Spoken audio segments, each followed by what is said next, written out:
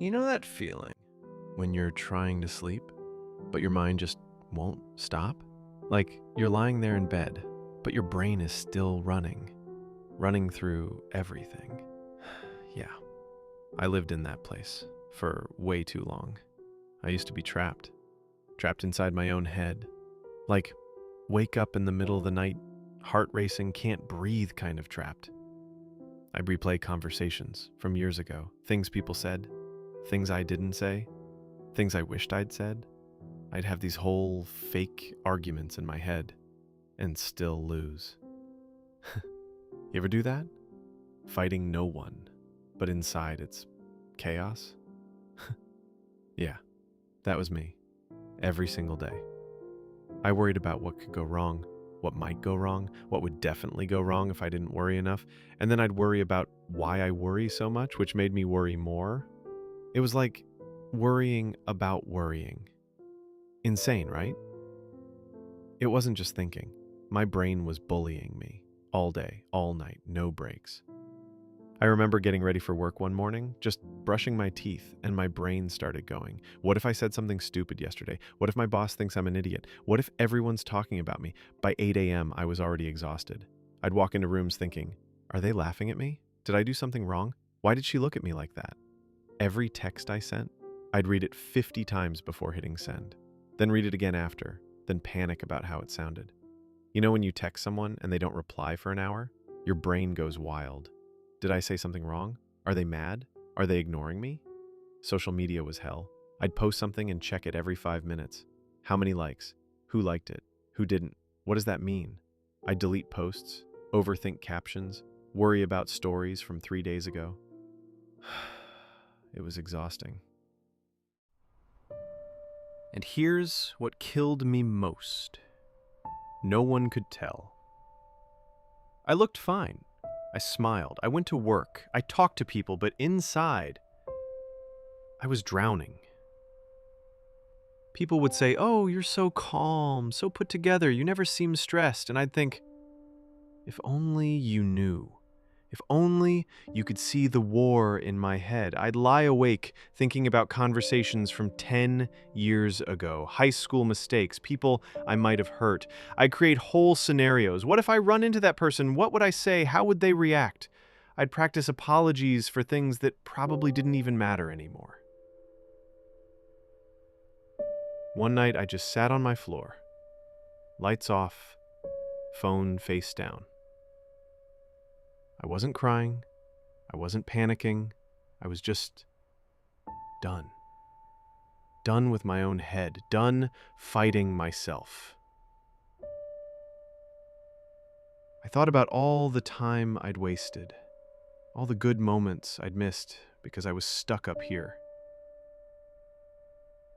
I'd hang out with friends, but wasn't really there. I was thinking about what to say next, or replaying something I'd said earlier, or worrying about how I looked. I missed so much life because I was living in my thoughts.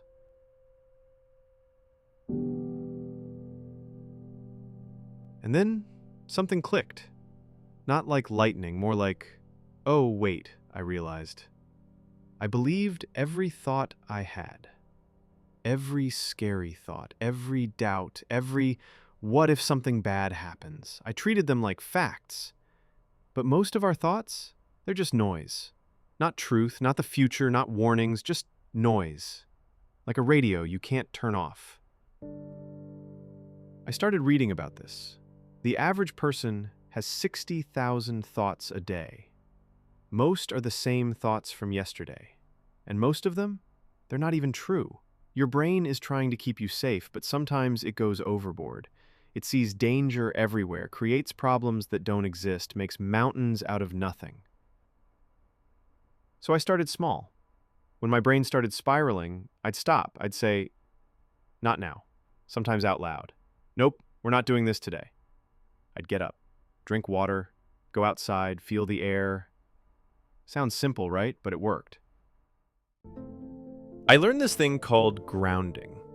When thoughts start spinning, you focus on what's real, what you can see, hear, touch. 5 things you can see, 4 you can touch, 3 you can hear, 2 you can smell, 1 you can taste. It pulls you back to now, away from the chaos.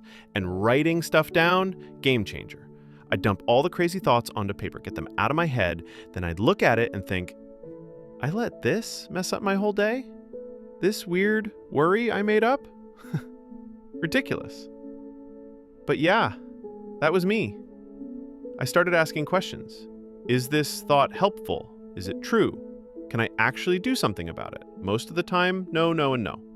Your brain tells stories. And if you don't stop it, it tells scary ones. It's like having a dramatic friend who always thinks the worst will happen. You wouldn't let that friend run your life, would you? So why let your brain do it? I started paying attention to patterns. When do I overthink most? What triggers it? For me, when I was tired, stressed, scrolling too much. So I started taking better care of myself. Sleep, food, movement, basic stuff. But when you're tired and stressed, everything feels worse. Your brain panics. I set boundaries too, with people, with work, with myself. I used to say yes to everything because I was scared people would think I was lazy or mean, but saying yes to everything meant saying no to my peace. So I started saying no more. And guess what? The world didn't end. People didn't hate me. They respected me more. I also had to learn to be okay with uncomfortable feelings. Before, whenever I felt anxious or sad, I'd try to think my way out. But that made it worse. It's like quicksand.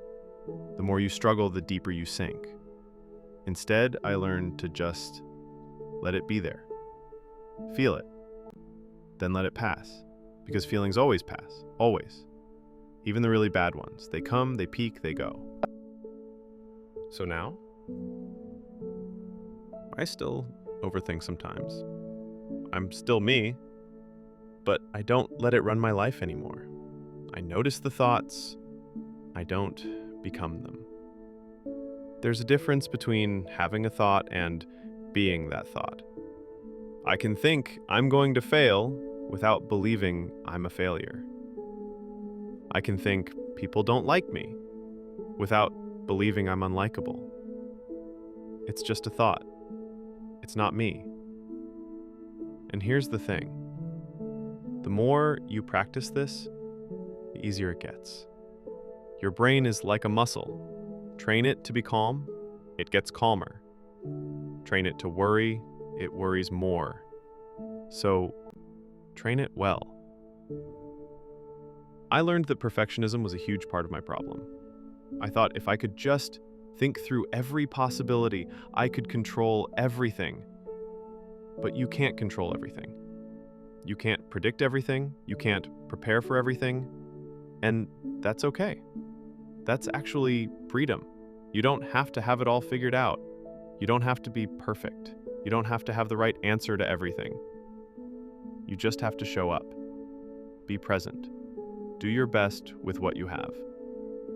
Mess up? So what? Everyone messes up. That's how we learn. So if this is you right now, if your brain won't shut up, if you're tired of being tired, I get it. I've been there. I know how it feels.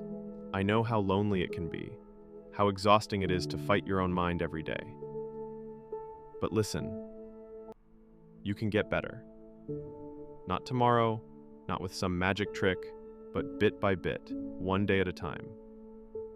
Just don't believe everything your brain tells you, especially when it says you can't get better, especially when it says you're broken, especially when it says this is just who you are. That voice, it's lying.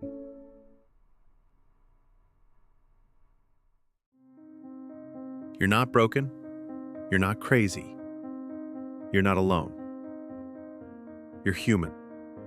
And being human, it's messy and complicated and beautiful.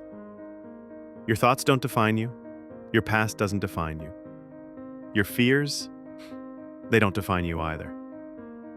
You get to choose who you are every single day. And if you're listening to this, if you made it this far, you're already choosing. You're already fighting. You're already trying. And that's enough. You're enough. You've made it this far. That means you're already healing. And healing, that's the bravest thing a person can do. All right, you're stronger than you think. And you're not alone, not even close. Take care of yourself.